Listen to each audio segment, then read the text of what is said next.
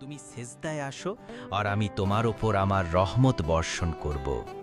তুমি যাই দোয়া চাইবে আমি তা কবুল করব, কারণ আমি সেই রব যে নিজের বান্দাদের ভালোবাসি।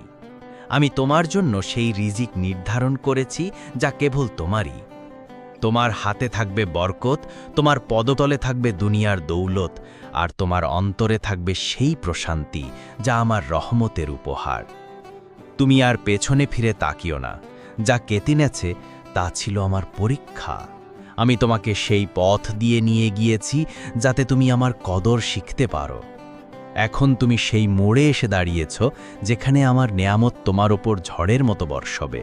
তুমি যে কাজ করবে আমি তাতে বরকত দেব, তুমি যে পদক্ষেপ নেবে আমি তাকে সফলতার মঞ্জিলে পৌঁছে দেব। হে আমার বান্দা, তুমি আমার ওপর ঈমান রাখো। আমি সেই রব যে কখনো নিজের বান্দাদের একা ফেলে দেয় না। যখন তুমি ভেঙে পড়েছিলে, যখন তুমি হাল ছেড়ে দিয়েছিলে, তখনও আমি তোমার সঙ্গেই ছিলাম। আমি তোমার প্রতিটি আহ্বান আমার আরশে লিখে রেখেছি। আজ আমি তোমাকে বলছি, তুমি আমার বান্দা আর আমি তোমার রব।